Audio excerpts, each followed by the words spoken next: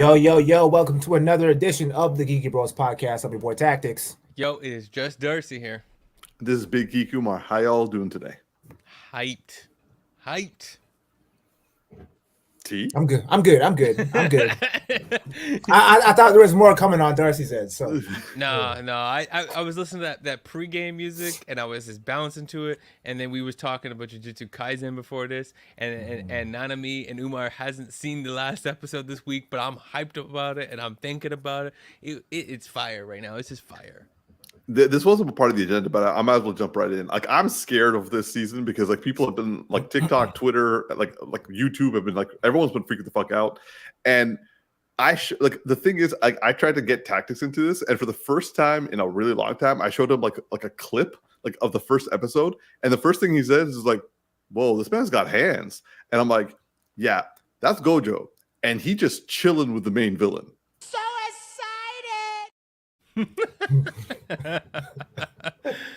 Oh, so Umar, you have seen nothing of this season, or do you saw? I've seen the first 5 episodes, which was a flashback of a flashback, sort of thing. Like it was like real big prequel stuff. So I'm about to jump into the Shibuya arc because frankly, I'm hearing so much about this season already. Might as well just watch week by week and be tortured like the rest of everybody else. Yeah, you tortured while you're watching it, and you tortured afterwards, because I was gonna say Demon Slayer. Jujutsu Kaisen is known for zero fillers, all pain. Yeah, and also apparently a lot of thirst. There is so much thirst going on for Nanami and Gojo on like online right now that like osmosis wise, I'm like, am I attracted to them? I mean, Nanami came in this episode like Magic Mike, okay, is all I'm saying. Okay. I guess we'll see. And Tactics one day will catch up. all right. I mean, to make the pitch for Tactics here, okay. The one thing that this anime is amazing at is that when they get down to hand-to-hand combat, it's like when Naruto was at its best and brought in their special animators to do like the more expressive version of like fight choreography that just felt really amazing. The people who do this just are like exceptional. So when they get down to like brutal hand-to-hand stuff, it's amazing to watch. So that's a little pitch for you. All right. Okay. Well, moving on to our first topic, because that was kind of just like off the cuff sort of thing. We're back and we're happy to see you all. And for those of you who are not watching us live and are watching us after, please click the link or click the description, and you'll see timestamps for our topics. And whichever one you want to go to, feel free to click on that. But our first topic of today, because we're going to have to jump right into it, because we were off last week, so we got quite a few things to catch up on. The WGA SAG strike, or the WGA SAG-AFTRA strike, has gotten some updates. Now, the writers, the WGA, they settled with the executives, and it apparently, like, I don't want to say they got everything they wanted, but apparently they got a lot of what they wanted. So much so that they, like, I think like 99% voted to just ratify the decision. I kind of want to know what the 1% were upset about, but like still, like, that sounds like a pretty almost unanimous approval. I mean, there's always going to be people mad about something. So I mean, if it's 99 or 95% or whatever that number is, it's like, yeah, we don't need to pay attention to you. Yeah. So nonetheless, like, this was, I think it was last week. So like, I wouldn't say I'm the only one who had the assumption that, like, especially after like months of writers and actors striking and all the executives looking really bad online and public opinion not being on their side, I figured since they kind of, I wouldn't say caved to the writers' demands, because like they were reasonable demands. It's not like they were like, begging hanging foot here, but like agreeing to the writers' demands, I expected the actors to be finished pretty quickly. Nah, that didn't happen.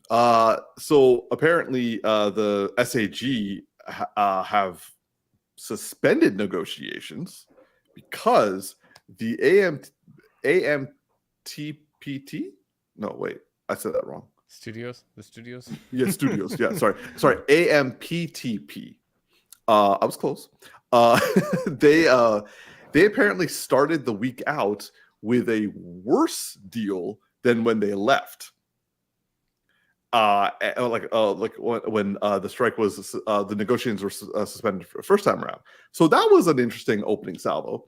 And then apparently the SAG has been basically saying that while they have been attempting to act in good faith and keep giving counter proposals, the AMPTP have refused almost all. Like things that are still haven't even been resolved are performers being replaced by AI, imaging taking place without future consent. Apparently, so I originally heard, and this has been mostly debunked, but I originally heard that the SAG teams were saying we want 2% of overall revenue, and AMPTP was like absolutely not. Now I was like, that's a pretty big ask. But what actually happened was AMPTP was basically was overestimating and also misrepresenting. They were saying that the SAG was asking for $800 million per year roughly from the companies, which but the SAG responded by saying like that's about 60% more, like an overestimation of what we were asking for. Also, we weren't talking about overall; we were talking about streaming. 2% of streaming profits.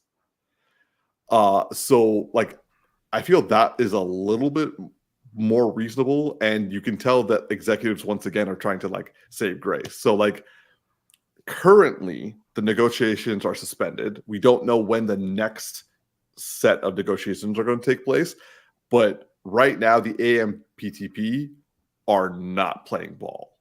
And the closest they came in this week in negotiations was roughly where they were when they stopped last time. And also they're still giving their bullying tactics. And this is with all the CEOs in the room, like Zaslav, Iger, all those people there.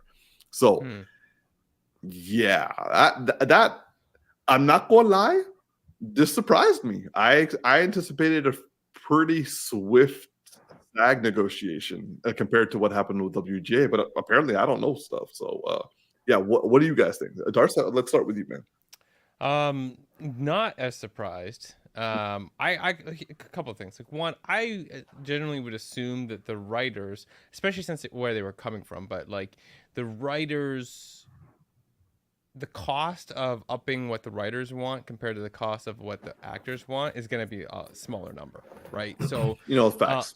And if nothing has told you anything more clearly in the last so many years, that writing is one of our biggest problems in terms of the quality of the content. And not that I'm saying I agree with anything here, but I could see that there's a lot of problems with actors and like the rules around CGI and AI because, one, yes, we don't want to watch AI actors where we don't see real actors, but there's a lot of gray area around, okay, well, what if somebody passes away and we're going to decide to do CGI work on their face and we're going to use AI to do that, but now it's not contractually allowed to do it, and the difference would be 9 months worth of work versus like 9 weeks worth of work and hundreds of millions of dollars. Now we have like different choices to make, right? So I could see there being like also, if I'm being fair, arguments of gray area where there's also the opposite of over abuse where the studio just basically is just using it a way to be cheap. And so not that any of these things are ever actually as cheap as anyone thinks that they are, but I could see that there's a lot of like conversation to be had around that. I think the current thing that SAG is saying is like, we don't want that to happen without family consent.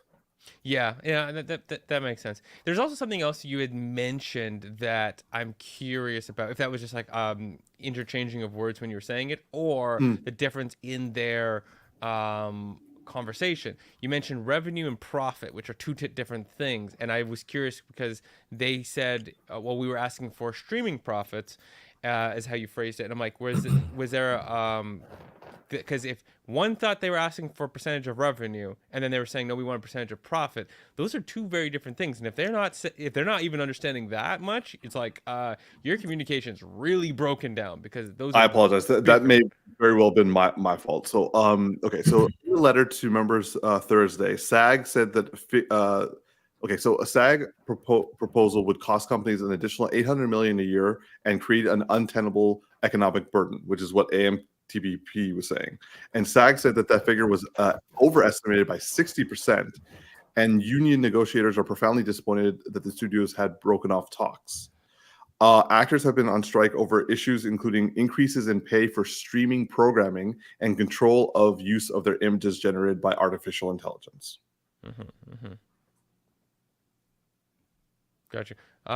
Yeah, I'm still curious about the revenue versus profit, but regardless, the difference between those would be, very big. If they're asking for 2% of revenue, I don't think they're ever going to get that.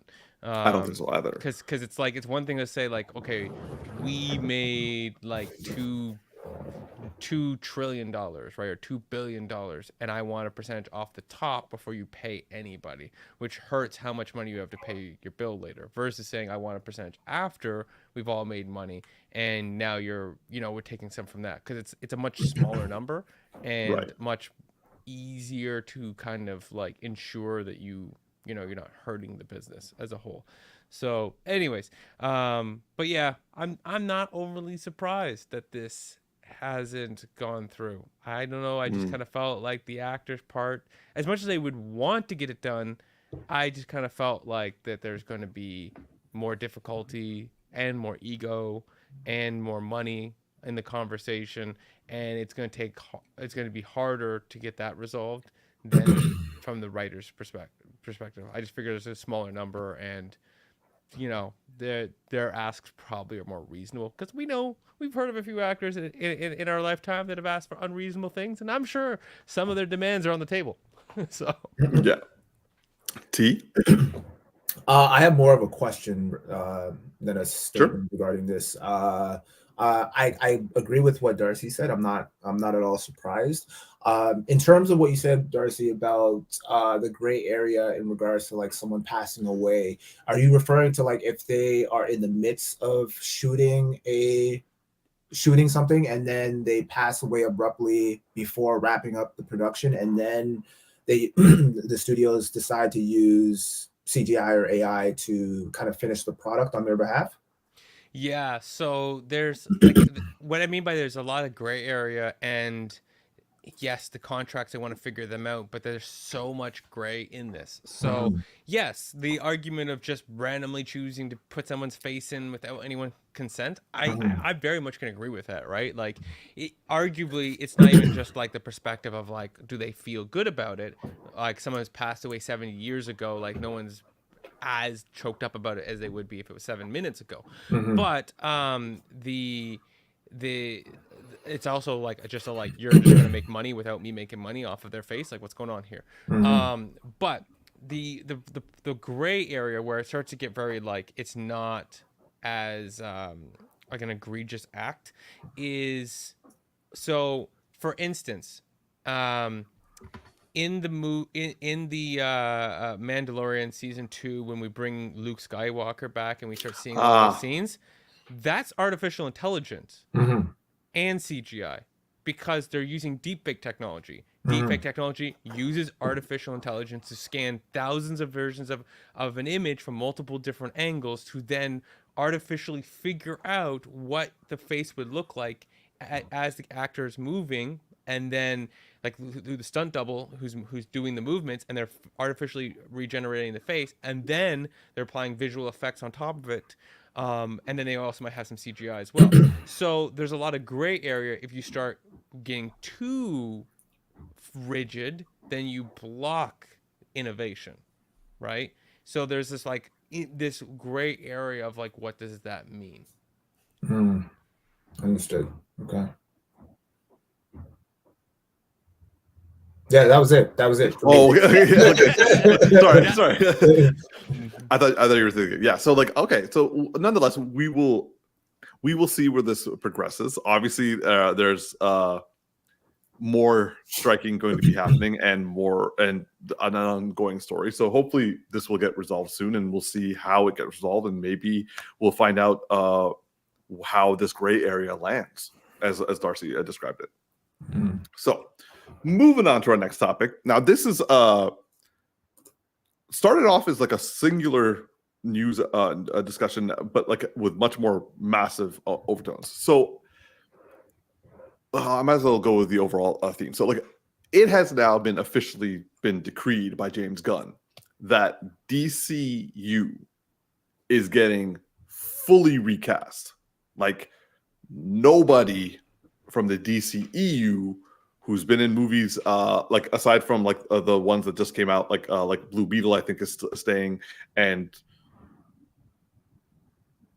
I can't remember someone else not as known. Peacemaker. Peacemaker. Thank you. Yes, John Cena is still saying. So like those two guys are still in, but everyone in the DC EU is getting recast. We knew about Henry Cavill. Gal Gadot apparently did not understand her meeting with Peter Safran and James Gunn, or she was trying to force their hand, which did not go her way. And Batfleck is not going to get anything out of it. But one thing that was being up in the air and being debated. This is a hilarious image, by the way. I'm just thinking about the whole, like, you just said Gal Gadot and understanding. In my brain, I was like, lost in translation. But one thing, and it's just been announced, it's just been reasonably confirmed. I would just say, industry insiders about 2 hours ago have relatively confirmed that talks with Jason Mamoa to be recast as Lobo from his role as Aquaman have been completed, and come 2024, they're going to announce that he is going to be Lobo going forward. So excited! You know how I feel. I know. Yes, I that's why I didn't tell you pregame, because I wanted you to like have an appropriate response to this. So like, while not an official announcement, this is like unofficial. Like Jason Mamoa is Lobo. It's a done deal, and it will be announced officially later, at the end of the year or beginning of next year. That's what I'm talking about. That's it right there. That is, look at that. That man looks like him. Put some face paint, and that's a young version of him too. I know. He got more grit on him. You just gotta put the face paint on. You just let him go wild. We already saw him pull a Joker-esque vibe out of Fast X. Like, this man, it's like literally all I can just imagine is like you show up to set and you're just like, okay, we have four cases of Guinness. Have fun. Do you ever hear about his Guinness story when he was when he was filming Aquaman? I've been hearing a lot of stories about him, actually. Like, not a lot of great stuff. Like, he was kind of like well, the things that he was saying, he was drunk on set, and also he was bullying Amber Heard, and also no one cares. Yeah. And also he was being belligerent, and I'm just like, why? Apparently he didn't really want the movie to be made, and he really did not want to be working with Amber Heard. So I'm just like, you mean the second one? Yeah. Oh, well, I mean, if you did that first film and knew who she was and got pulled into doing that second film, I don't think you'd want to be there either. I think he was trying to get himself fired. That just sounds like a guy who's like, somebody let me go. Yeah, honestly, I wouldn't be surprised, because like if he turns out to be like an angel on the Lobo set and was like a complete terror on like Aquaman 2, he's like, so like they're not firing me. No, seriously, guys, I tried. Yeah, like you said, bullied Amber Heard. rumors from Amber Heard. Like, come on now. But anyway, again, these are all rumors. These are all rumors. Well, so here's the thing. He probably tried to be a menace and get fired, but then he realized that Ezra Miller wasn't getting fired for his shit. So he's like, there's no chance, bro. This movie just has to tank in order for me to be released from this. I'll be drunk in each scene. Yeah.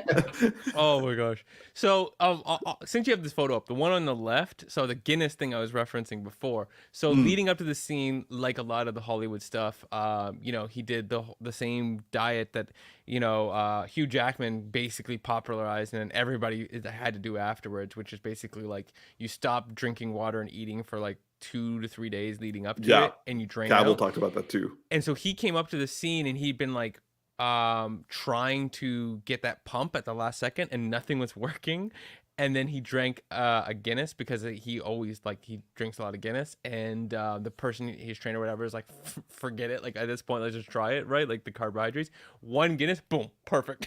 It went out the water. So when he drinks the beer, he's just drinking beer. Like it's just what it is. But like especially Lobo feels like he's going to have some drinks on set. Like he's going to have some drinks on screen. Like it's just going to be like if he's slightly buzzed in all of his scenes, it's probably a good thing. It's a good time on set right there.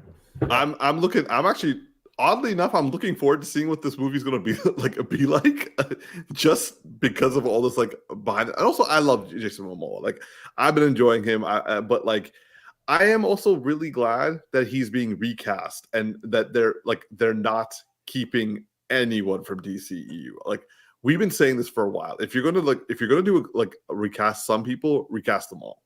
Yeah.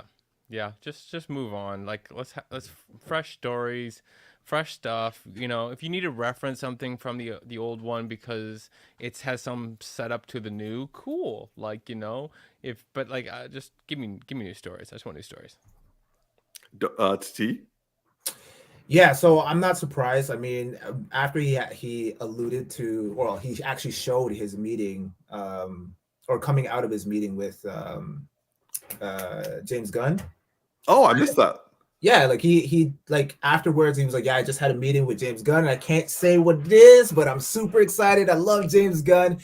And from there, I was like, okay, so this guy's Lobo for sure. Like, I mean, what other character fits the mold of Jason Mamoa other than that character? So, I know they've been trying to get this character introduced into the DC universe for a while, and so, yeah, I definitely see him playing the role. He's pretty much just playing himself, and like Darcy said, he's just gonna be having a good time drinking beers, like legitimately. So, I mean, he's gonna love it, and he's gonna probably bring a really good environment, a really good vibe to the role. So, yeah, I'm looking forward to it. I'm not overly familiar with Lobo. I've seen him in like a couple of the animated stuff and him pop up here and there, but other than that, I'm not overly well versed in this character. But I think my theory is right in the sense, or it's leaning that way in the sense of like everyone is being recasted but like basically playing a different role. So like Gal Gadot, because I know James Gunn met with Gal Gadot. He obviously met with Jason Mamoa. I think he met with Henry Cavill. Yeah. And so obviously they're probably not going to be playing their actual previous characters, but they're probably going to show up in some capacity in a different movie of some sort. Maybe not as a main role, but like, you know, because I feel like James Gunn is the type of person where it's like he tries to be buddies with everybody, and he's just like, I don't want to can you, and like, you know, I feel like, you know, we need if we are going to give you a send-off, we need to give you the proper send-off. Maybe not as this character, but at least introduce you in a way that still kind of either pays homage to your character or honors your talent in some capacity in this new DC universe that we're building. It's okay. So I was restraining myself from saying something when we were doing our pregame conversation, specifically in regards to this, where, and Darcy was alluding to this also off air. if Henry Cavill, because okay, just for the audience's sake, Darcy was saying something along the lines of like, if Henry Cavill was to come back, because he's getting older now, like we would want him to play a more mature Superman, blah blah blah blah. And based on what you're talking about, tactics, where like James Gunn, let's say hypothetically, has talked with all the former members of the DCEU and is like, hey, look, I got a plan. You know, you're not going to be Superman, you're not going to be your character for the next little while, but like we can do something. If I think on those lines, then naturally a Kingdom Come production makes sense. Now, for those of you who don't know, Kingdom Come was a graphic novel written by Mark Waid and was painted, I like to say painted, by Alex Ross, who does very realistic sort of drawings.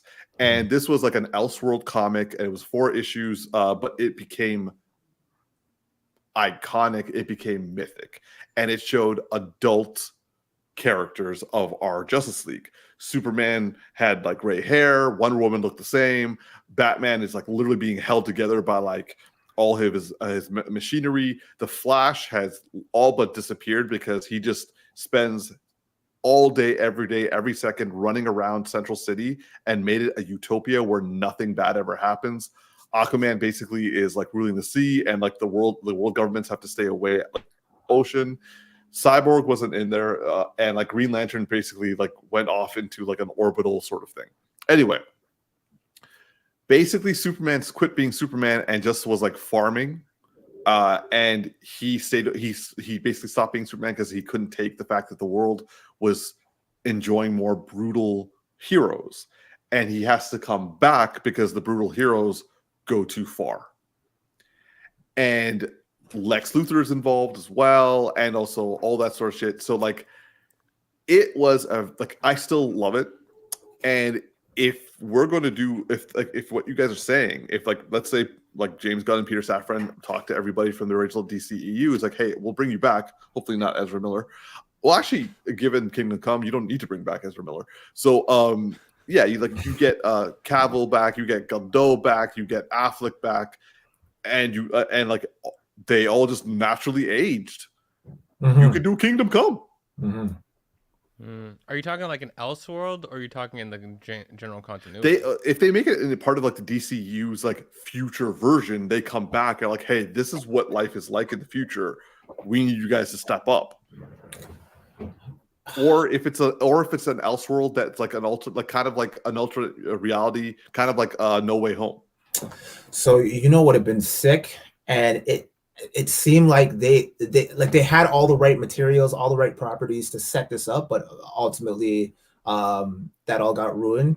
But you remember, I think it was the Justice League, or maybe it was a Batman Beyond episode where Batman Beyond, Terry McGinnis meets up with the old school Justice League, and they find out Superman's being taken over by the Starro. Yeah, I would love to see like a live action. That would be dope. Holy, that would be so sick. That would be so sick. Also the Justice League Unlimited one, where like someone starts messing with time, and then like all like the like with Batman Beyond and also Young Batman, they all get together, and it's like all the different sort of like iterations come together because time is being fucked around with. Yeah, that would be cool too. Yeah.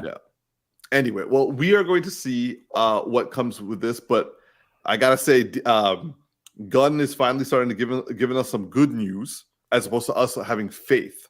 But now it seems like the first step is like faith is being, like at least Darcy's faith is. Well, actually, Darcy's faith was always strong when it comes to Gunn, but like nonetheless, Lobo being our man Jason Mamoa is a really good first step with the DCU in terms of like actually making things happen. Yeah. And recasting, having some characters leave is also amazing. I'm still here internally just dying about the fact that the way you said it was like, yeah, she tried to try to force his hand and it backfired. Yeah. Also, just a quick sad piece of news regarding Lobo. One of the writers who is credited for creating Lobo, Keith Giffen, he passed away a couple of days ago. So, unfortunately, he wasn't able to hear about the what would happen with his character, but hopefully they will give him a proper send off in the movie whenever they make it. Yeah. So moving on to the next topic, which has kind of taken a pretty big storm. And right now, Marvel Studios is in hot fucking water because, okay, I will admit that T has been making some strong statements regarding Phase 4. And to give him credit, while I was drinking as much of the Kool-Aid as I could when it came to Daredevil Born Again, T was also very reserved regarding the production for that. Facts. Yes. So turns out that as much good as we hoped for, now I will say what happened is ultimately a good thing, but turns out Daredevil Born Again is currently getting revamped. The writers. That's amazing. They should call it Daredevil Dead Again. This thing was never even born. So, yeah. What are they going to call it next? Born Again again? Pre-born. Okay, so Charlie Cox ? So the actors are all still in play, but apparently the head writer and the writers in general for the project and the directors have all been booted. Apparently it was turning into a lawyer procedural show only, and Daredevil didn't even show up in costume until the 4th episode of a 12 episode run. So I was like, what? So they just like, oh, off of the strength of that She-Hulk, let's do more of that. I think that kind of it. So this resulted in everyone being like, wait, hold on 1 second. Why was this such a big deal? Why was this thing going down this direction?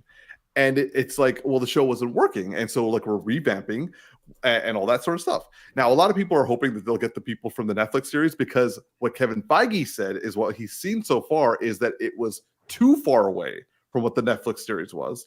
And he wants to get people to come in to fix it so that they get back to what was making it successful. Now, unfortunately, it's not a lot, but it is something. However, then things started coming out a little bit more about Marvel Studios TV series in general. Turns out they had a tradition of making, their TV making model, I should say, is they didn't commission pilots, but instead shot entire $150 million seasons on the fly. So not a pilot, tell you what it's like, decide whether to do it. It's like, no, this is the idea, go forth. They also didn't hire showrunners. It was a head writer, and instead they depended entirely on film executives to run the series. Now, not that executives aren't having a strong hand in a series, but they don't have a showrunner. They just have a head writer who is kind of doing the job of a showrunner while also writing. Umar, for those of us who are lacking in industry knowledge, what does a showrunner do? I'm asking for a friend, by the way. Okay. The executive producer is basically in charge with the overall vision. He does also write. It's not like he doesn't write at all, but the head writer and the writers basically write each episode, but the showrunner maps out everything and tells you what beats to hit, and then looks through the scripts and is like, okay, yes, this is what we need. This is what we need. Okay, hold up. You've gone off on a tangent here. Let's come right back. That sort of thing. So you can have a head showrunner who is also the head writer, which is not uncommon. But the fact that you have no showrunner and just have the head writer as the person who is in charge of writing and the executives calling the shots, there's no one in the middle to kind of fix that. So no one to really focus on continuity.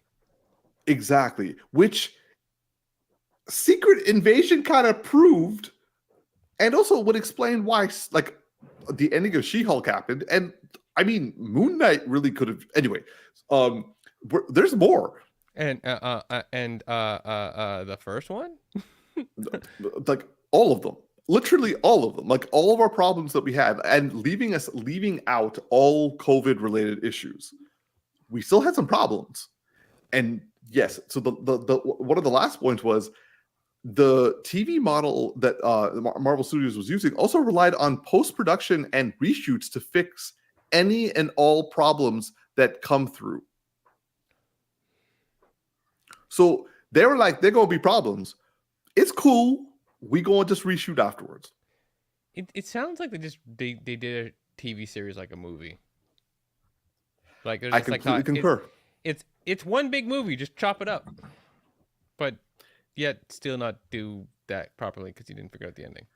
And also, given what we know about Bob Chapek and him saying, I want quantity more than quality, this model literally would create quantity and not quality. There's no way you could get quality out of this.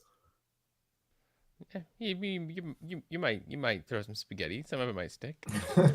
Which is what they did, and kind of goes towards Tactics' point. Now, I still feel that some of them were still some nice hits, but like, I mean, Jesus Christ. Anyway, so with all this news that we've gotten regarding Marvel Studios and them now like desperately scrambling to like fix everything, both regarding Daredevil, especially, I think this is their main focus right now, and then everything else. I want to hear what my bros have to think, because clearly you know what I think. So, like, T, let's start with you this time, bro. What are your thoughts? Bro, I mean, I called this from the beginning. I'm sorry. I had no hope for this, because realistically, and I'm sure y'all can agree with me, I don't want Daredevil Born Again. I want Daredevil season 4. That's what I want. The next best thing would be to get the creators, the Netflix creators of the original Daredevil show, to come on board to add their own little spin to this and make it what it was. If you're not going to follow a continuation of where you left off in the Netflix series, then at least get those guys who created that series to add their own spin on it. But anything less than that, I'm just not interested, because now that they left on such a high note and they've set the bar so extremely high that, you know, you can only continue from where you left off or not do it at all. Because now, because based off, like, I know in Hawkeye and She-Hulk, they made like brief introductions, like they introduced Kingpin, or their version, the MCU version of Kingpin and Daredevil, and you could tell that they were watered down. It doesn't fit this. It didn't have the same tone, and yeah, some of the action was okay, but nowhere near the level of the caliber that we got with Netflix. And so I don't want anything less than that. I'm not interested, because now I have something to compare it to, and it's just, I don't feel like it's going to live up to the hype. So yeah, either give me season 4 or get the dudes that made the Netflix original, or just kill this shit with fire, man. But what do you think of like Kevin Feige saying that they want a new showrunner who will actually take them closer to the Netflix approach? Why not just get the Netflix guys? Contracts might be an issue. Yeah.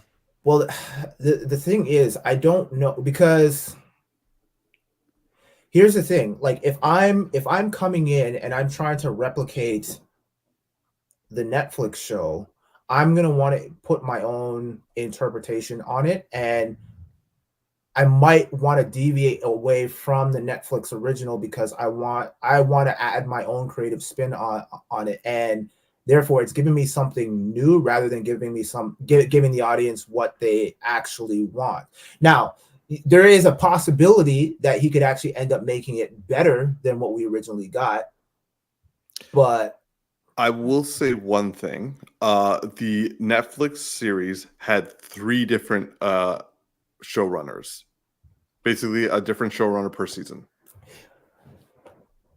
And so and they all followed the same tone, but Yeah. Give me first or third season. They're the best. That's what I'm saying. First and not what? that first and third season. To be fair, season 2, I'll agree, was not their best, but damn, did they have some fucking amazing parts. It wasn't their best. Well, I think in part because it felt like 2 separate seasons. Like there was a lot going on, and I felt like they were rushing things a little bit. But still, I mean, bar none, it's one of the best. It's one of the best Netflix original shows out there. To date. I'm not knocking it. I'm just saying that I preferred season 1 and 3 more. Yeah, 100%. We all know how good it was. We all saw Iron Fist. Yeah. Yeah. The question here is, which is worse, the MCU stuff or Iron Fist? 100% Iron Fist. 100%. That's not even a question on this. Secret 100%. Invasion or Iron Fist? Yeah, I haven't seen it, so I can't comment. Iron Fist or the Hulk Fist? Oh yeah, or the Drax Fist. Oh, by the way, so another piece of news that I forgot to mention. Turns out a few of the show of like the head writers, I should say, and directors actually quit halfway through some of the shows. Like, for example, Moon Knight. My man bounced. It was like, I don't want to be part of this. Others were fired. So clearly the model was not inspiring a lot of people. And these are short seasons, and people were getting so upset that they left or like got fired. So this model was trash. Yeah, because you're not doing it properly, and people are just trying to get the job done properly, and you're being like, "Nah, I've never done this before, but I have a good idea. Let's do it this way." And half of them hadn't like the people who in charge of Secret Invasion hadn't watched most of the MCU. Oh, great. Yeah, you're gonna put Anyways, no wonder. I mean, we all saw that power. Like the Skrulls taking on abilities is a thing, but not like that. That's not how I want it. Why are you character assassinating Rhodey and Nick Fury? Yeah, I know. But anyways, I gotta circle back to a point that Tactics was saying, because there's something that I wanted to add to it. So taking on something and doing an interpretation can work. Yes, people generally want to put their own spin on it. 95% of people will. However, there are people that exist like Dave Filoni, which are very much like absolutely loves what George Lucas did and then wants to do to continue it and wanted to move in that way. Or you can find people who have a very similar style. Like, for instance, I was watching a video today about the director Greg, I forget his last name, from the creator, and how he's heavily Gareth Edwards. Thank you. He's very inspired by Ridley Scott, and he's actually visually, if you think about it, very close to Ridley Scott. And so sometimes you can find people who are very much in the same vein and could then elevate something or continue that thing naturally because they're very similar. So you either have to find somebody who's naturally in the same lane, and you're going to get something new, but you're going to get something very similar. And also, last point, get rid of the yellow. He's red. Actually, he was yellow. I don't care. We had the red outfit in the Netflix series. That's the outfit. Okay. I also will say I really like this image, by the way, T. I like it too. Yeah, but no, I agree. The red was my favorite, and I loved the Ooh. I could get on board with this. I could get on board with this. Oh, that fight would be amazing. Yeah, if we can get him to act the way he didn't act bad, but you not put him on a popcorn set and then be like, here, let's take a very serious actor and put him in a very unserious looking situation. Oh my God! Yeah, because that's the other thing too, right? Like, I mean, is Disney willing to go at lengths that Netflix went? They said they wanted to make it their first mature content, because like at this point they're hurting themselves in terms of their viewers because they know they're losing audiences. Mm-hmm. And their audience has grown up. Yeah, you got kids, but you have so much property and so much stuff that you can cater to adults and just not have movies that you're going to bring your kids to. Yeah. And also, Netflix like owned they were like killing it with Daredevil, and that was mature. So like I completely agree with you, Dars. Yeah, you don't have to worry that everything has to have a toy sale. You just have to find ways to make sure that it's making money and building the overall thing. Yeah. So yeah, we will see what changes will be made to Marvel Studios and also to Daredevil. Here's hoping, and just because I feel the need to just make a some level of further atonement, Tactics was right. Moving on. All right, so this is going to be a fun segment of our yeah. T, I'm gonna give this to you, man. No, you tee it off, but I'm just preparing. All right, okay. So a new trailer came out a couple of weeks ago, and it had our beloved Jason Statham, and it was called The Beekeeper. Now, I posted this trailer in our group chat as a joke. Like I'm like, yo guys, our man's doing it again. He's fixing the world's problems as a beekeeper. And I'm not gonna lie, when I first started watching this trailer, I'm like, is it like he's like, did someone like kill his bees? And like he's like going after them? Nah, it was different. You gotta watch the trailer if you haven't already. But nonetheless, this kind of caused a reaction among my bros and resulted in us having a very fun-filled afternoon and evening. Yeah, shout out to Darcy for the suggestion, man. Because this is entirely Darcy's like push. We started deciding and pitching to one another Jason Statham's movies going forward, based off the fact that he's Jason Statham and he is some innocuous job. Like I mean, the transporter didn't really seem like it was going to be something that was intense. The beekeeper really doesn't sound like it's going to be intense, but nonetheless, when you watch the trailer, the man's like throwing hands and folding people. Do you know that there's a red band trailer for this? It's going to be like a hard R movie, apparently. Because when you're watching that trailer, you kind of skim over the fact that there's a scene where he grabs someone's hand and there's a saw blade and he pushes it towards and then it cuts and then later on he's like, oh, he cut off my fingers. I'm like, oh, we're gonna actually see that. Oh, I saw that. Like the extraction. I didn't watch the red band trailer, but I'm getting the sense that this is actually gonna be extremely brutal. Like a lot of visual gore. Yeah, now that you say that, I remember like he was covered like because they had to take out the color red in trailers. So like I saw there was a lot of black, or I should say oil on his body after taking on a bunch of FBI agents. So I'm just like, yeah, like it's a hilariously silly concept. How like it almost feels AI like, but at the same time, because it's on brand. I know, because it's so brutal though. Like it looks like it's gonna be brutal. Like I have a feeling it's actually like some serious thing that somebody had written a long time ago. It just sounds really bad, like the beekeeper, right? Yeah. And he's part of a society called the beekeepers who take care of the world because that's what bees do. And I'm like, yeah, okay. Cool. All right, so so just a bit of context. The synopsis or the pitch for this movie is Mr. Clay is a former operative of a clandestine organization called Beekeepers. After his friend and neighbor dies by suicide after falling for a phishing scam. Sorry, a phishing scam, Mr. Clay sets out to exact revenge against the company responsible. This is directed by David Ayer. This is going to be actually a lot better than I thought it was going to be. This is going to be some kind of brutal.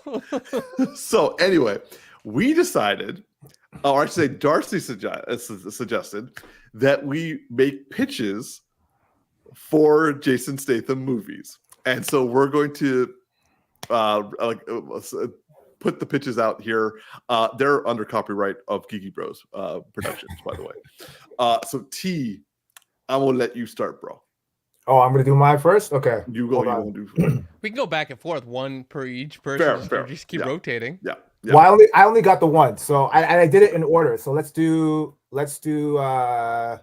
who's was first in the chat?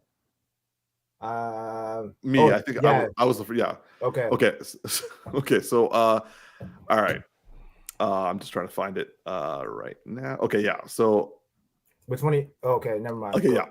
So Jason Statham tries to sell houses to people who need it. But when corrupt real estate developers come to town, he has to make them deal with him. The realtor, tagline, he'll close the deal with his fists. Did you pull AI for these? Yeah. His nose looks. He looks like Vin Diesel on the left.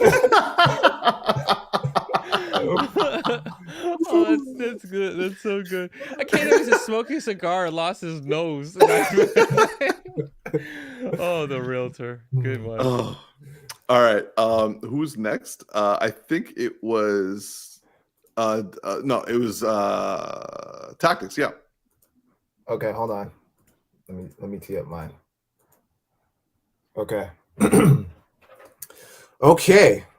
So mine was, give me 1 second.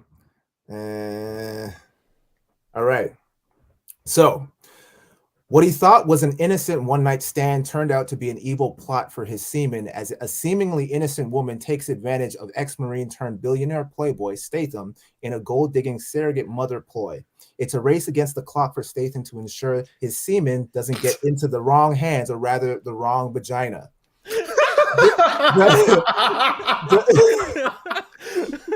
Oh, too much. So the movie title is Semen Run. Oh.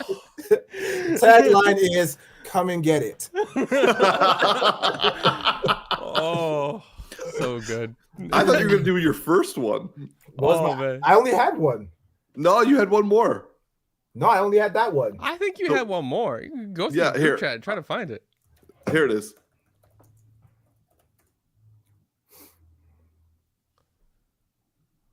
Oh, yes. You had one more. The waiter. Did I? That was mine? Yeah. And then All right, Darcy did his. So like Darcy, I'll let you you go while Tactics tries to find his next one for the next segment. All right. So I had two. We'll start with the first one. Okay. Related to the grocery store. I don't know if there's an image for that or not. But all right. One day, Statham goes to the grocery store only to see the prices have risen out of control. Price chopper. In this action flick, Statham will hunt down the elusive grocery store execs until the prices come back down to normal. Tagline, you better like these apples. Wait, how did I miss that one? the price chopper? It was probably higher up than you saw. Okay. Yeah. All right, T, are you ready for yours, or should I do mine? No, do yours. Okay. So okay.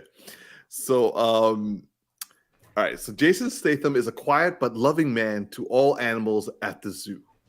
But one day, a gang of bikers come and vandalize the zoo, causing many animals to be injured or killed. The law has been bought off, and no one can get justice for the zoo animals except the zookeeper. Tagline, he's the new apex predator in town.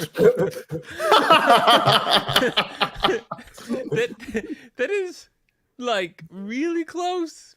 Not quite. He's like confused if he stays it or not.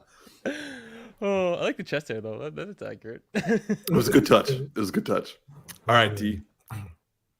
Okay, so I don't have an image for this one, but guy skips out on the check and only one man can hunt him down and make him pay. The movie is The Waiter. Tagline, gratuity not included. Oh, I like it. The gratuity not clear. By the way, the Seaman Run one killed me because I was driving and I was not having a good day at the moment. I was dealing with something and somebody was upsetting me. And so I was driving, and then I got like, oh, there's like WhatsApp notifications. So I played it and listened to Siri read that out. So good. Oh yeah.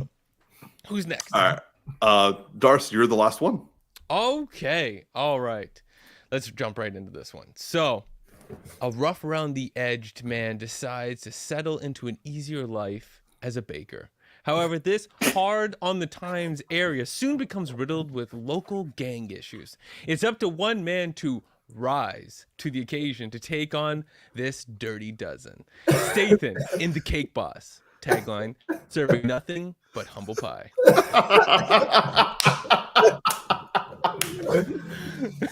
Oh man. Oh, this was a lot of fun. Oh, that's pretty good. Yeah. All right. I'm ready to see that movie.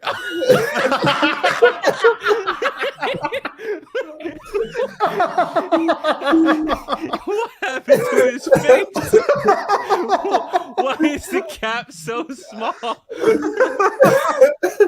Oh man, you can have fun with AI. Oh man. Oh, all of these photos are half baked. Yeah.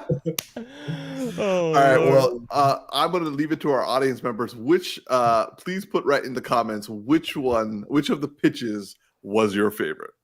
All right. So, moving on to our next topic. We have review in our last podcast. Darcy and I gave a very spoiler-free review. Creator, a sci-fi movie that came out, directed by Gareth Edwards, and also I think also written by him and also Chris Wheats. Anyway, it's a dystopian artificial intelligence future film, and we said that we would give it a full review once Tactics had watched it because he said he was planning on watching it. Well, that day has now come, and all three of us have watched it, and now we are ready to fully review it. So, seeing as how you do not disappoint. For those of those listening on the podcast, we are now looking at a picture of Tyler, the creator, in blonde wig. well played, sir. Well played. Gemma. Anyway, so I will start with Tactics. Tactics. What did you think of this film? What would you rate it out of 10? And like, what were the things that you had a problem with? So you want my rating first? Yeah, let's go. Let's start with that. I'm gonna give it a 6.5. Damn. I liked it. I didn't love it. I was, to be honest, a little underwhelmed by the movie overall. There was a lot of good things, like the visuals, like you guys were accurate and on the money in regards to that. The visuals were absolutely stunning. A lot of the motion cap stuff pertaining to like the AI was phenomenal. Like Darcy was saying in the last podcast, they move so realistically, like like nothing I've seen before. So I was super impressed by that, and just the feel of everything, and a lot of the action sequences were really well done. So yeah, visuals were great. The girl who plays Alfie did a fantastic job. She in fact stole the show for me, more so than John David Washington. Thank you. Yeah, and super impressive her that being her first film ever, like her film debut. She did a phenomenal job. I was really touched by her facial expressions, and the way she emotes in a lot of the scenes was really, really, really fantastic and well done. I just found the storyline kind of flat, to be honest. Like I feel like there wasn't anything new from like what I saw from the trailer. I felt like the trailer kind of gave the main gist of the story, and then in regards to the actual screenplay, I felt like it was a movie that I'd seen before. Like it had a lot of very familiar tropes, which is not always necessarily a bad thing in movies. Like movies kind of take on the inspiration of a lot of film tropes, but I just felt like I was watching another like The Last of Us or Logan or Okay, it just kind of had the same kind of formulaic beats for me. So it didn't really give anything or blow me away exponentially in terms of like what I was anticipating for the movie. I thought it was going to give me a little bit more. There were some interesting concepts. Like I like the aspect, like the little subtle aspects of like how memories are implanted, like how they kind of extracted like the last moments of a person's memories and things like the way that the way they use technology for your like people that are like just died. I thought that was a pretty interesting sci-fi kind of tech introduction, which was really cool. John David Washington surprisingly didn't really blow me away, and I don't think maybe it was because of the fact that he was a little outshined by the Alfie character. But yeah, I was expecting more, and he didn't really stand out to me the way I was hoping that he would. The movie also felt kind of long. Like certain parts for me felt like it was kind of dragging, and then the ending was kind of underwhelming. Like it was heartfelt to a certain extent, but then it was just, I don't know. I felt like I just wanted more, and I didn't get what I was anticipating. So for me, it's a 6.5. I feel like I've seen it before. I felt like there was a promise of a good AI story, but it didn't quite hit the mark for me. Okay. Damn. Yeah. That's how I feel. I mean, I did that reaction naturally.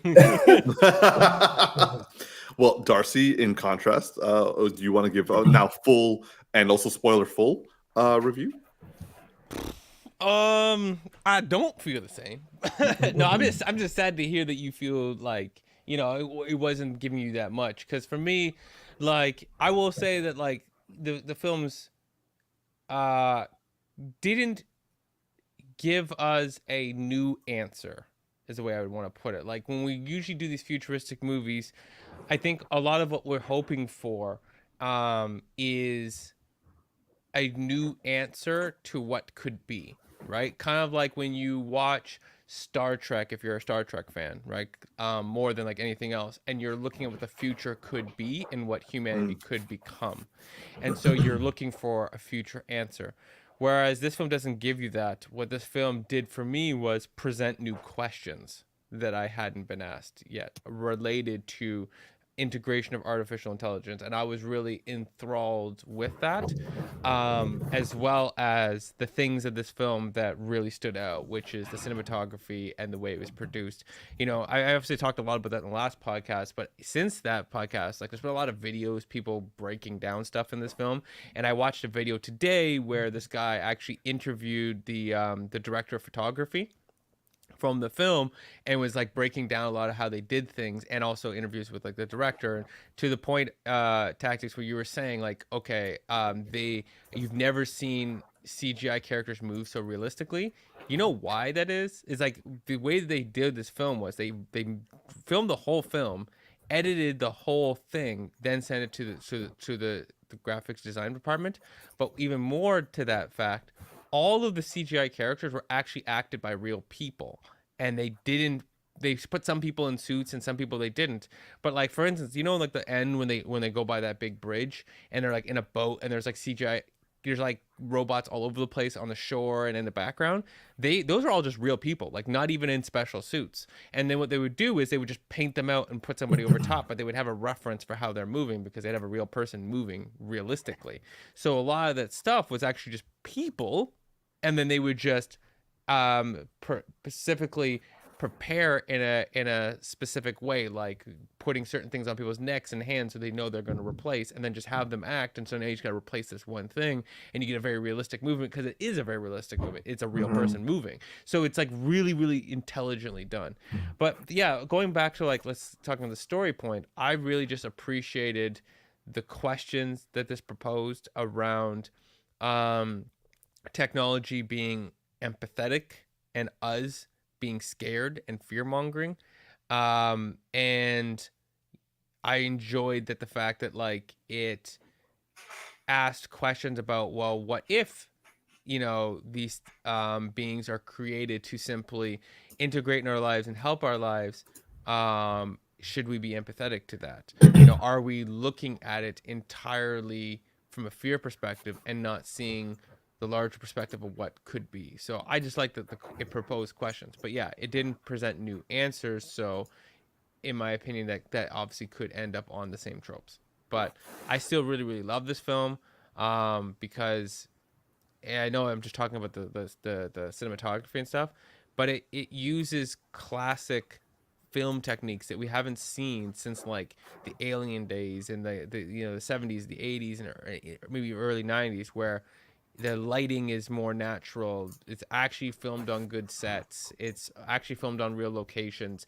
It's filmed where you actually see characters interacting with each other instead of these damn over-the-shoulder shots. Like, nobody can be in the same room. How does anybody act well when no two actors are in the same room at the same time? You know? And it feels real and it feels grounded and it's beautiful. And I want more films that do that, and not these just stupid over the shoulder movies with like perfect lighting and, you know, everyone just showing up on set one day and leaving and no one ever interacting with each other and just faking it. Like, I can't keep going down those roads with those movies. So for me, this did something for me, but to each their own. I respect that. I will say I'm kind of like in the middle between the two of you, because I was a little let down with this movie, but at the same time, I was touched by it. Like, I agree there's nothing new here in terms of the storytelling, but what I found to be new was the approach and also the depth, the attempted depth and all that sort of stuff. Like, this felt like an art action film, kind of on the same level as like Prey. And I felt that it had a lot of like, okay, I'm in full agreement. I think all three of us are in agreement. This movie was beautiful, like absolutely stunning, like technically, geographically, cinematographically, like hands down. Like, I am looking forward to more Gareth Edwards directed films. I felt the story, and like I said last time, it hurts me a little bit in that it kind of just felt like it rushed through everything.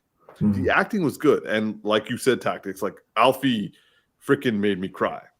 That girl has hopefully a very promising future as an actress, because my God, John David Washington did his job for me. Like, basically everyone did their jobs. There's no bad acting here. What I felt the problem was that the narrative pacing was the issue.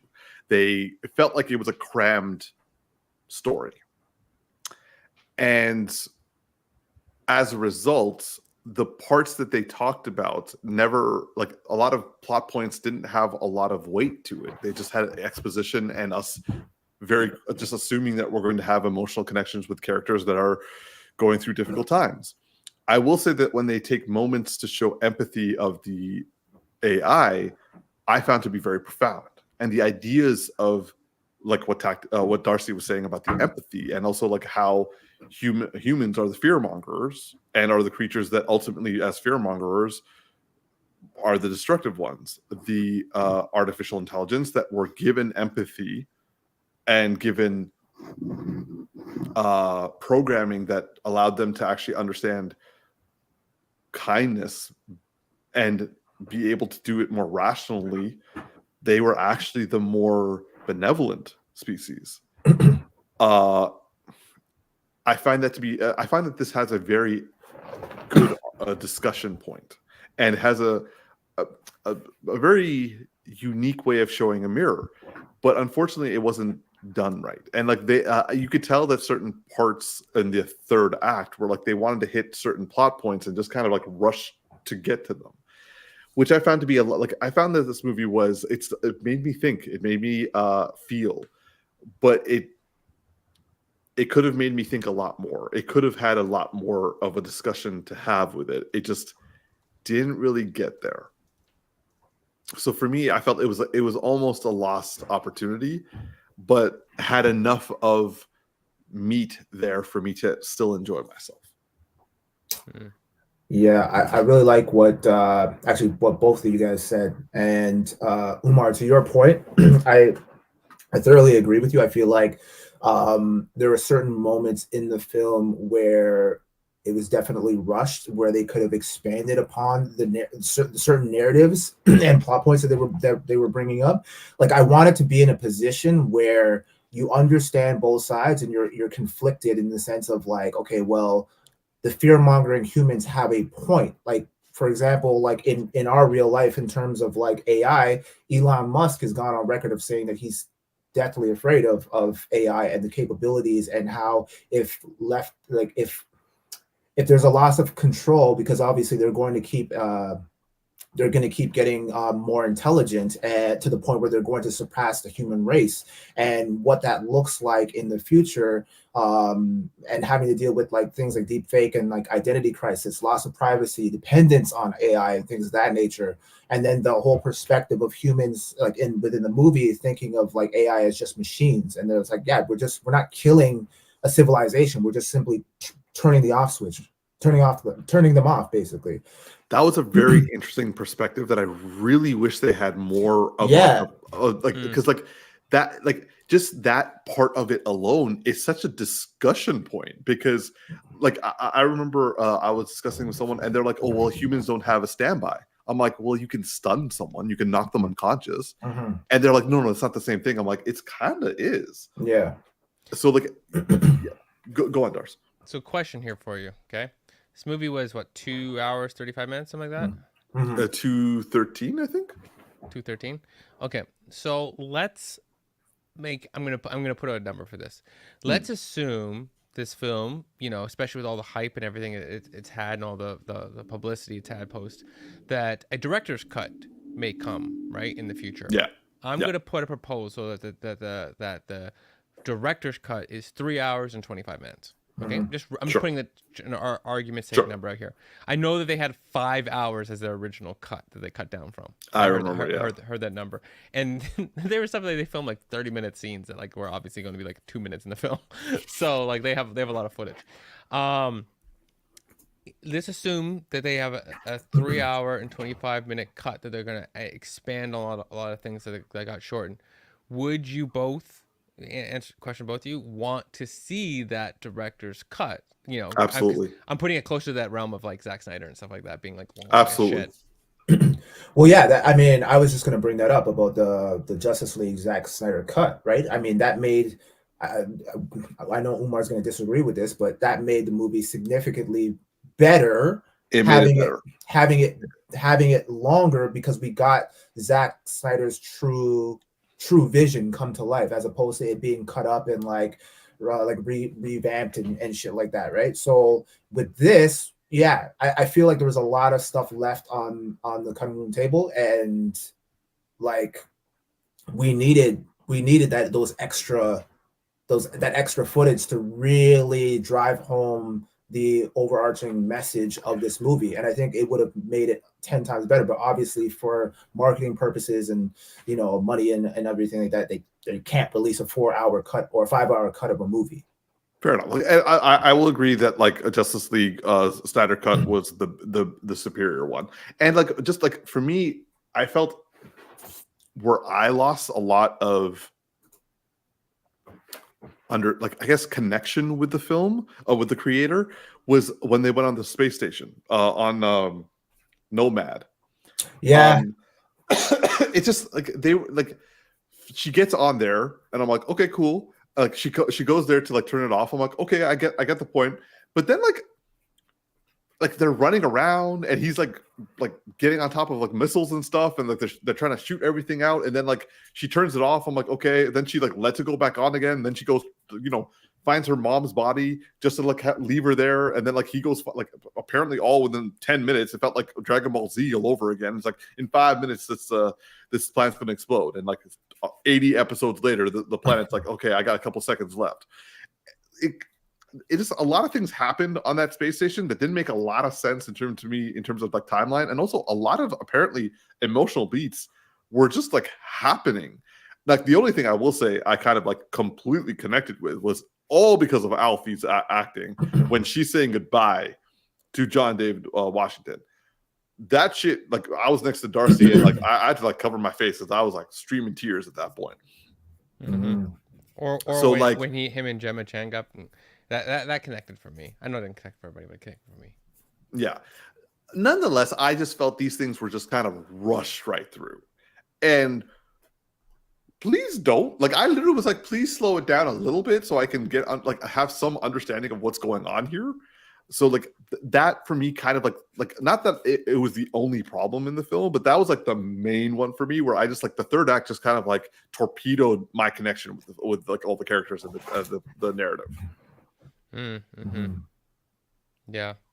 Now, the thing about the director's cut for this film, based on what I know about the process, is that the likelihood of getting a director's cut would be wavy. Because almost every scene involves CGI-based characters, right? To some degree. Exactly.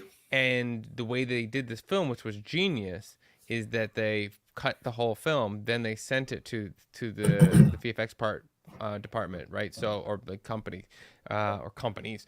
And so everything from that point on, they didn't have to do multiple different CGI, which allowed them to have a more efficient budget and a more efficient process, which means there wasn't other stuff that they would do. They started CGI and we didn't see it. Like it got cut. It was already the cut film, which is why they have, and I'm curious, Tax, if you remember this number, an $80 million budget, which is $120 million less than Ant-Man 3. And which film looks better? T, let me ask you a question. Would you prefer this film had its like, let's say, 5 to 6 hour run with like them expanding everything, but would you have preferred it to be either a limited TV series or a part 1 and part 2 movie? Oh fuck, that is a good question.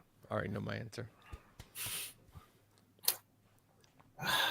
Because I've been so if they had done it like a part 1 of part 1 of part 2, I'd probably be frustrated because it would be the third fucking movie to do that to me, and I'm just like, no, why are you doing this again? I like my heart couldn't take it.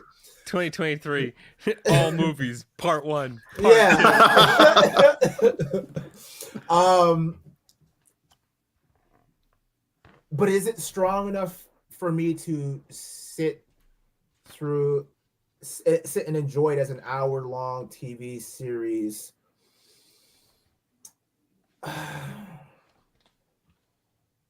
I'm kind of, and not by much, but I guess I'm kind of leaning more to the TV series. I figured as much, yeah. Yeah. Darce? I think you're just sensitive to the fact that other movies have done it. Yeah. If it wasn't for that, like if it was the first of its kind for this year, I probably would have been like, all right, cool. I think Across the Spider-Verse hurt you, man. That one hurt. Like I was willing to accept Fast 10. I'm like, okay, fine, I could wait. You know what I mean? Like it's not a big deal. But like going into Spider-Man, like where they ended it, that just kind of hurt my soul a little bit. And then the writer's strike happened, and that kind of just sent me over the edge. So I'm of reverse minds. Like Fast X being a part 1, part 2 to me is silly. But when it comes to like Across the Spider-Verse and the Spider-Verse, which one is it? Oh my gosh. Across the Spider-Verse. Yeah, I'm like I forget which one. All I know is Beyond is the third. But for me, I'm like, okay, I'm like, of course it sucked at the end of that moment, but I was like, I'm totally with it because I'm like, that means 100%. If it's this good, I'm like, and you needed more time.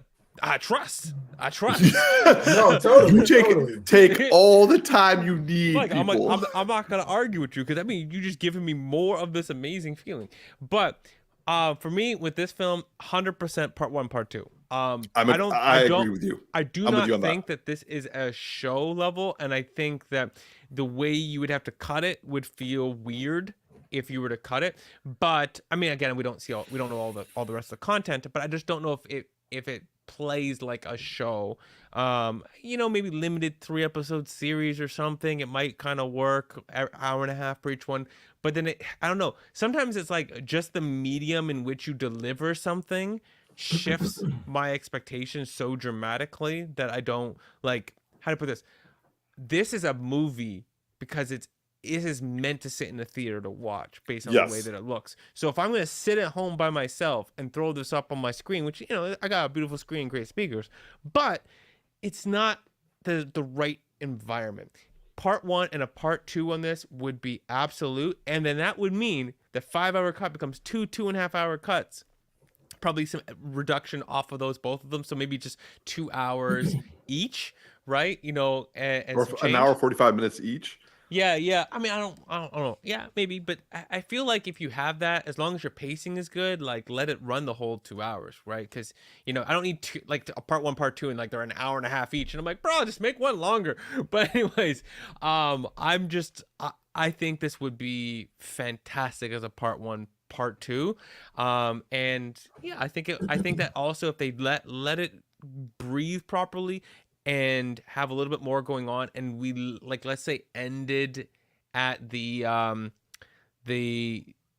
after Gemma's character passes away. Yes. Right around that temple thing, and left it some kind of cliffhanger around there, some kind of emotional beat, and you're like, oh my heart. To be continued. What? No, you can't do that. Yeah. The hype would be real for the second one. Imagine that, like everyone's like, let's say that we have more of this, and Alfie is even more beloved because I gave more time for her, and then the movie ends with Alfie being taken. Yeah. And also on top of that, I think to a point Tax made early on, I think there's probably a bunch of John David Washington out here that's like, his feelings might be different given more time and more things. Because I think the thing that was definitely unexplored is how did he become this undercover agent, right? Like, and talking about the perspective of, like, I wasn't mad at it. I accepted it as it was. I know you guys are obviously a little more annoyed, but the thing is to the point, I love the point of saying, let's see the other side's perspective. So I would have loved not just the like short intro of like, and the bomb dropped and blah, blah, blah, blah, but then that kicks off him going into the military. Because I think it'd be really amazing if, let me just like adjust the story a little here. The first one kicks off with, you see him and Gemma Chan and you see an event, right? Like kind of how it starts, but then it goes into his backstory, and his backstory is what happened with the explosion in LA, and then him coming into the military and him leading up to where he is in this film. And we get through part of the film, maybe up to her death or something up close to that scenario, and then we pick up in the second film. So the first film gives, let's say, half of the film is setting up kind of a perspective from the Western side, but makes us conflicted, and then the second film really makes us conflicted on it. Like, I don't want to change it to the point where the first film is just like negative view and the second film is positive view, and you're like, what the hell? But more to the point of like, we get more time with that, and we get the conflict, and we're like, we don't really know how to resolve this conflict, but we feel emotional, we feel empathy, and this doesn't feel as bad, but we still are a little bit concerned. And then the second film really takes us to the final conclusion. Yeah. So like, nonetheless, I would say that for all of you listening and watching, give the creator a check. Like, it's definitely something that we all have different opinions on different varieties, but at the same time, it is a sight to see. All right, moving on to our final topic.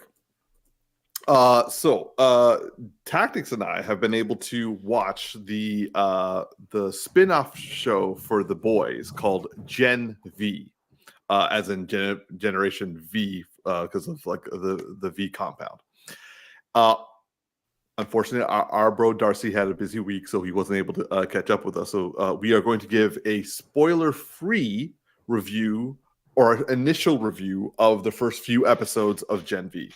I think only 5 episodes have been released so far. on Amazon. I've only watched 4. T, how about you? Yeah, just 4. Okay, cool. Yeah, so yeah, I have to watch the most recent one. Actually, T, let's hear your initial thoughts, because I'm actually really interested to hear what they are. So, what would you rate the series so far? I think it's like 5 out of 8 episodes have been released. You've seen half of it now. We've both seen half of it. What would you give the first half of this series so far?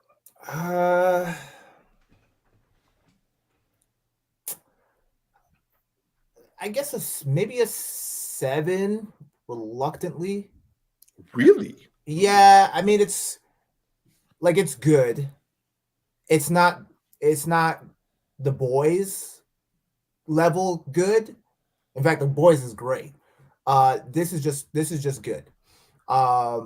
Interesting. It's enough to keep my interest, but there's not a lot of substance in comparison to The Boys. The main reason for that comparison is that, like, with The Boys, you have a very compelling antagonist that you're following, who's really interesting, and is parallel to that of Superman. And the fact that, like, you have like a Justice League type-esque hero society is a really interesting element to The Boys that kind of like draws you in for any superhero fans, because you're just like, oh, that guy's like Batman, that guy's like Superman. So there's that, and then but they're all assholes. So that alone is such a really good concept for me. Whereas Gen V is kind of like, it kind of gives off, and neither of you guys are going to really understand, or maybe you will, but it's giving me like Riverdale, a mature Riverdale vibe, but obviously like a boys version of Riverdale, and obviously that much, like, a lot better than that, in the sense that, because it's like college, and it's like it's less about an antagonist, and it's more so about like solving a particular mystery. Right. So it's like, but just with a superhero element to it. So it was kind of giving me that vibe throughout the show. And then obviously it still has the wild antics of the boys. Very gratuitous. Oh my god. Very gratuitous. Darcy, let's put it this way. There is also another Dick's issue. Oh, there's 2 actually. Oh yeah, yeah. I think the second one is pretty bad. Yeah. And there's also an ear issue that nearly made me throw up. Yeah, the ear. I still think the Dick one was pretty. That one made me cringe a little bit. That would make anyone cringe. Yeah. But yeah. Sorry, T, go on. Yeah, so it's kind of like a R-rated version of Riverdale, but much better, and just the mystery element with these uncanny individuals that come together, and they're trying to solve this conspiracy thing regarding their school and whatnot. So if that's your vibe, then you'll probably enjoy this. Some of the powers are really interesting, and the way that they utilize their powers is always kind of unique, and it's like, it's somewhat unlike what we're typically used to. So I like The Boys and Gen V in the sense that, like, they'll take existing superhero powers, or just powers in general, but they'll put like a very sick and demented twist on it that you never really thought of, and you're like, okay, that's a very interesting way to use that power. So there's that to look up to, or to look forward to. But yeah, overall, like, it's an enjoyable show, but it's not nearly as good as The Boys. I find that very surprising and interesting. Before I give my review, I do want to ask you a question, T, because I think I'm starting to see another pattern, aside from you hate just being rejected by anything space travel related. Are you not a fan of school-based dynamics for shows? I mean, I liked Never Have I Ever, and that was a school-based show. That's true. Yeah. Okay. I don't know. I just so the whole school thing, like, it's cool in the sense of, like, we all went to college, university, so we can all kind of relate to a lot of these tropes. So there's definitely some similarities there, and things that you can resonate with. But for me, there's not as much substance there yet. And again, it's still early in the season. Like for all we know, like it's just taking a while for them to pick up traction. But yeah, there isn't really a whole lot happening right now other than this mystery conspiracy thing, right? So it's like, okay, that's cool. I wonder what's gonna happen from this. And like it's the way episode 4 ended, it was kind of like, okay, it kind of leaves it off on a cliffhanger type of thing where it's like, oh well, yeah, another mystery here? Yeah, right. So there's still that intrigue there, but it's just not as strong in comparison to the boys. Okay. Like I don't even know who to root for really yet in this group right now. Okay. So I will say I will give this show a 8.5 out of 10. Damn. Yeah. I'm sorry. Let's just take note of this for a second quickly. Y'all like on like the opposite sides of where you normally are. I'm just kind of surprised right now. Yeah, like, I will say that I am thoroughly enjoying this series.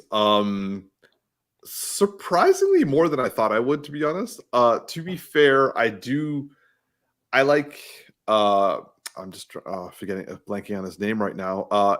Eric Kripke. I like Eric Kripke. I also like how he brings social issues in a fucked up boys universe.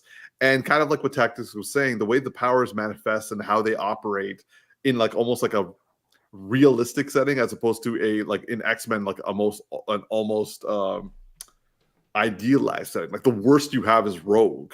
Or that other mutant with the see-through skin and stuff like that. Like you have like rare mutants that have really fucked up powers that really affect their lives. But like in the boys, it's almost all of them have severe psychological trauma due to their childhood of being raised with superpowers and then finding out.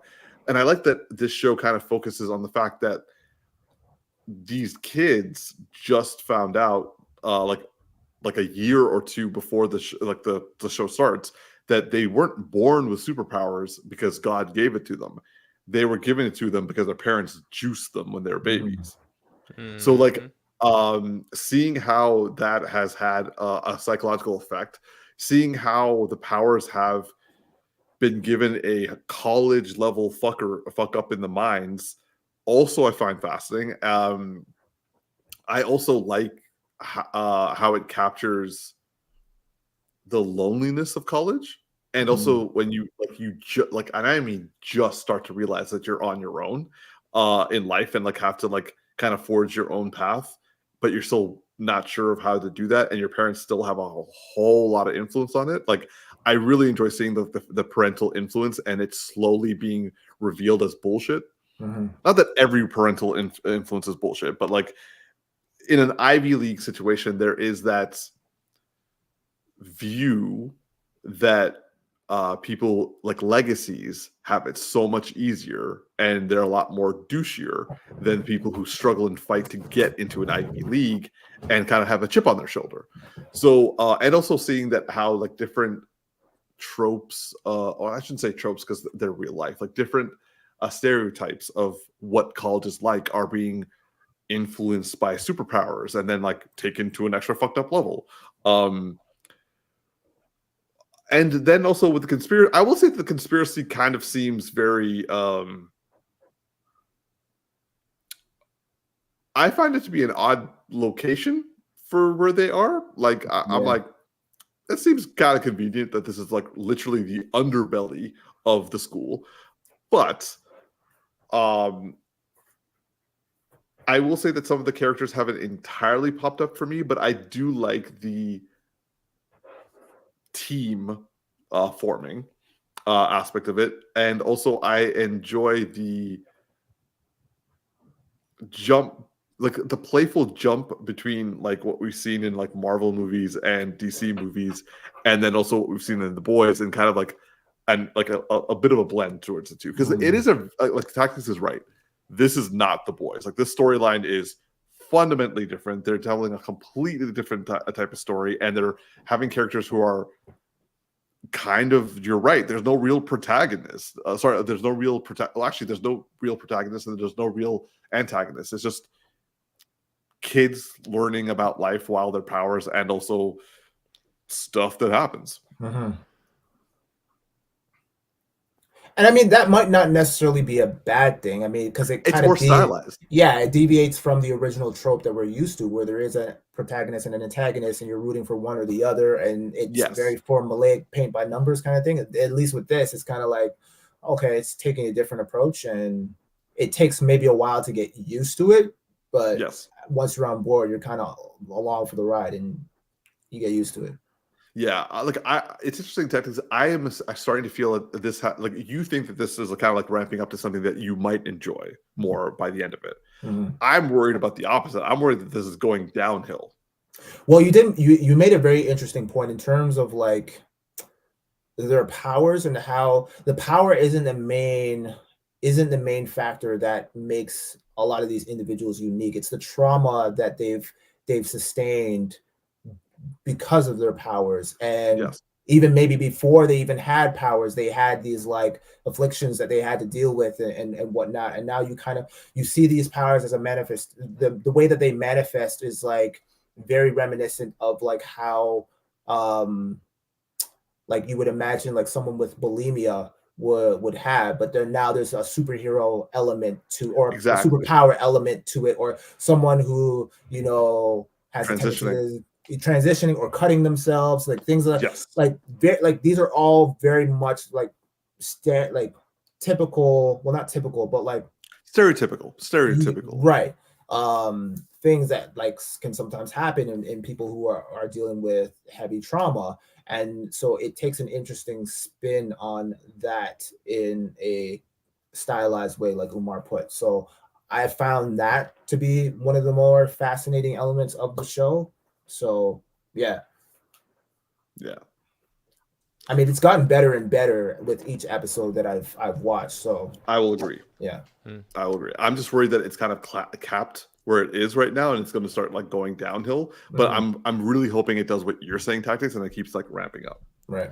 This is a very interesting conversation to listen to on the basis that one person's like, I don't know. And the other person's like, I'm loving it. And then the person's like, I'm loving it, is selling the person to like, oh, this is actually might be better than I think it is. While that person's saying, I don't know, I think it's going to fall off. It's like, you all selling each other into your opposite numbers. Like, it's like, yeah, get really hyped about it. But, while it gets good, I'm going to get out because I don't think it's going to be shit.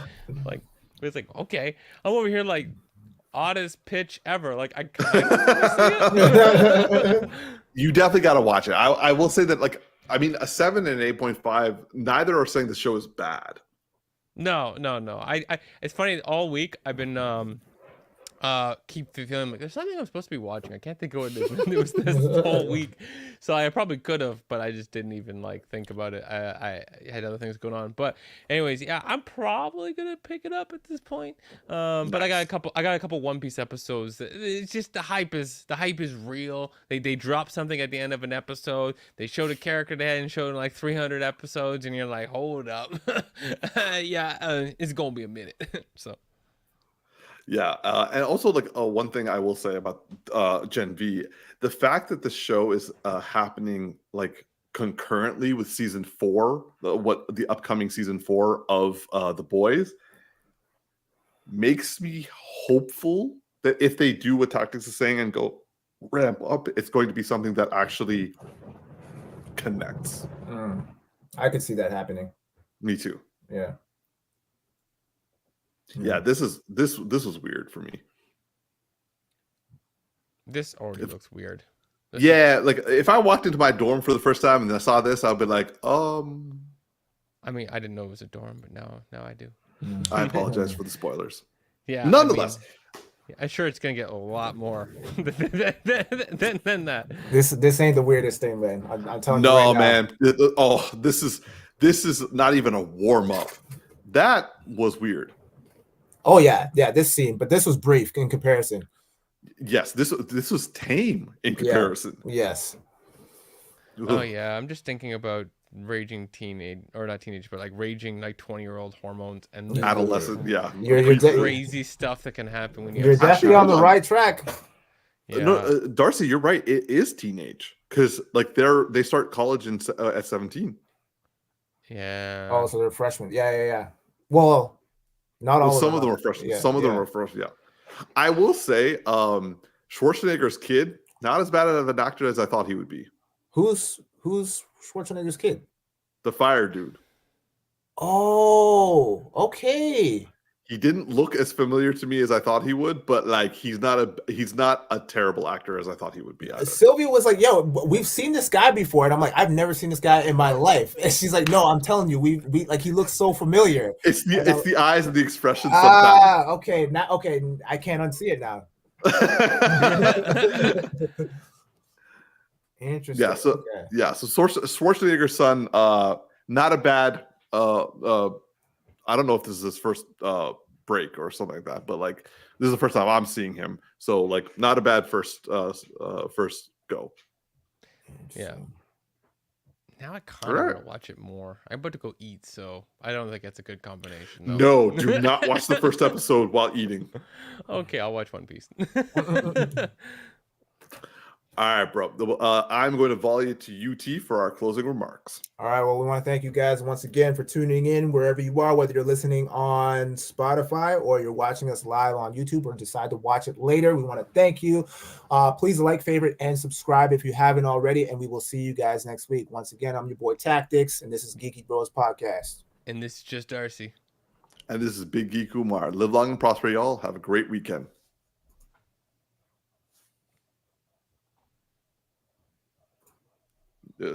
This is bad, so I'm doing this.